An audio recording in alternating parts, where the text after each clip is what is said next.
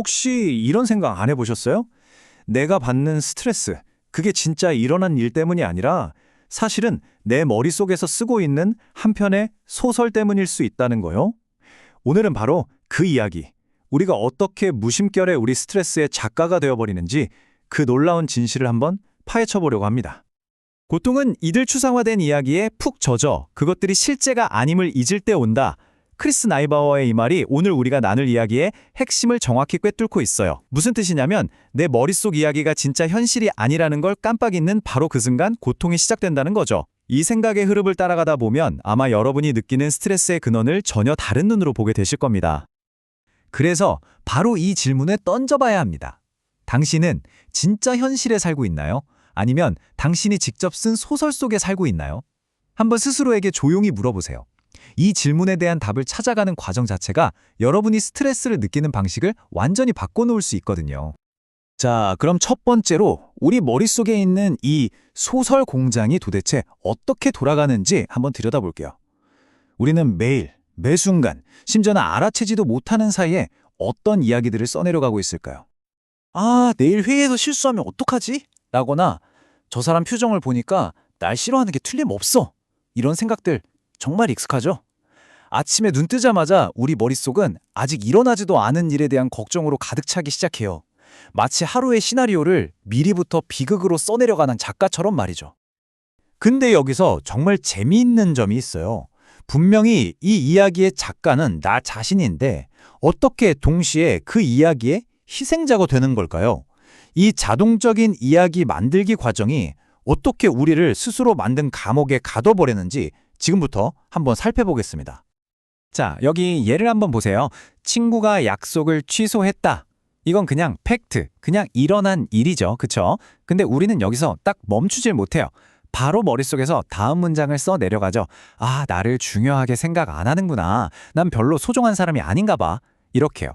보세요. 이 단순한 사실과 우리가 덧붙인 이야기 사이에는 정말 어마어마한 감정의 차이가 숨어 있는 거예요. 여기서 진짜 중요한 포인트는 이게 우리가 좋아, 이제부터 우울한 소설을 써볼까? 하고 의식적으로 결정하는 게 아니라는 거예요. 이건 그냥 본능이에요. 우리 뇌가 어떤 상황을 딱 마주치면 번개 같은 속도로 패턴을 찾고 의미를 부여해서 해석을 내놓는 거죠. 거의 자동 프로그램처럼요. 이렇게 자동적으로 이야기가 만들어지는 건 마치 브레이크 없는 폭주 기관차 같아요. 멈추고 싶어도 내 마음대로 안 되죠. 그런데 만약에 말이에요. 우리가 이 폭주 기관차를 멈춰 세울 수 있는 아주 간단하면서도 강력한 비상 브레이크를 가질 수 있다면 어떨까요? 그 방법은 바로 새로운 습관을 들이는 겁니다. 아주 간단한 3단계인데요. 먼저 내 감정이 요동치는 걸 알아차리고 그 다음에 잠깐 멈추고 마지막으로 사실과 내 이야기를 분리하는 거죠. 이 과정을 통해서 우리는 폭주하는 이야기의 통제권을 다시 가져올 수 있습니다. 그리고 이 3단계의 심장, 그 폭주하는 감정의 기관차를 딱 멈춰 세울 비상 브레이크가 바로 이 질문 하나입니다. 이건 진짜 사실이야? 아니면 그냥 내 이야기야? 바로 이거예요. 이 질문 하나가 우리가 스스로 만든 그 스트레스의 악순환을 끊어낼 수 있는 정말이지 가장 강력한 무게가 되어줄 겁니다. 이 질문을 스스로에게 던지는 순간 마법 같은 일이 벌어져요. 상사가 인상을 찌푸렸다는 객관적인 사실과 아, 내 업무 때문에 화가 나셨구나 하는 내 머릿속 이야기 사이에 명확한 선이 그어지는 거죠. 바로 이 순간이 우리가 이야기의 희생자에서 이야기의 저자로 바뀌는 전환점입니다. 사실과 이야기를 구분하는 힘은요, 단순히 스트레스를 막는 방패 역할만 하는 게 아니에요. 이건 우리에게 새로운 힘을 줍니다. 수동적으로 이야기에 끌려다니는 희생자에서 벗어나서 내 삶의 이야기를 능동적으로 써내려가는 저자가 될 수 있는 힘 말이죠. 물론 목표가 아무런 이야기도 없는 그런 건조한 현실을 사는 건 아니에요. 그건 거의 불가능하죠.